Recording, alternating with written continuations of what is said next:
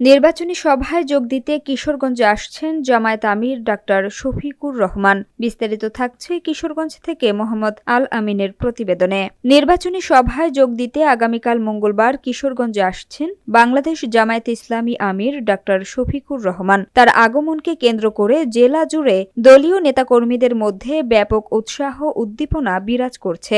এ উপলক্ষে কিশোরগঞ্জ জেলা জামায়াতে ইসলামীর উদ্যোগে নগুয়ার আল ফারুক ট্রাস্ট মিলনায়তনে এক সংবাদ সম্মেলন অনুষ্ঠিত হয়। সংবাদ সম্মেলনে সাংবাদিকদের সঙ্গে মতবিনিময় করেন কিশোরগঞ্জ জেলা জামায়াতের সেক্রেটারি অধ্যাপক মাওলানা নাজমুল ইসলাম। এ সময় উপস্থিত ছিলেন জেলা জামায়াতের সহকারী সেক্রেটারি সাংবাদিক শামসুল আলম সেলিম, কিশোরগঞ্জ সদর শাখা জামায়াতের আমির কারি নজরুল ইসলাম, ফাইজুল হক উজ্জ্বল, জেলা ছাত্র শিবিরের সভাপতি হাসান আল মামুন সহ জেলা ও উপজেলা পর্যায়ের অন্যান্য নেতৃবৃন্দ।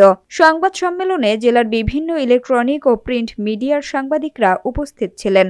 সংবাদ সম্মেলনে অধ্যাপক মাওলানা নাজমুল ইসলাম জানান, আগামীকাল সকাল ৯টা থেকে কটিয়াদি সরকারি কলেজ মাঠে ১১ দলীয় জোটের নির্বাচনী জনসভা শুরু হবে। সকাল ১০টার দিকে প্রধান অতিথি হিসেবে বক্তব্য দেবেন বাংলাদেশ জামায়াতে ইসলামীর আমির ডাক্তার শফিকুর রহমান। সভা সুষ্ঠু ও সফলভাবে সম্পন্ন করতে শৃঙ্খলা ব্যবস্থা সহ সার্বিক প্রস্তুতি গ্রহণ করা হয়েছে। তিনি আরও জানান, উক্ত নির্বাচনী সভায় ১১ দলীয় জোটভুক্ত বিভিন্ন রাজনৈতিক দলের জেলা ও বিভিন্ন পর্যায়ের নেতৃবৃন্দ বক্তব্য রাখবেন।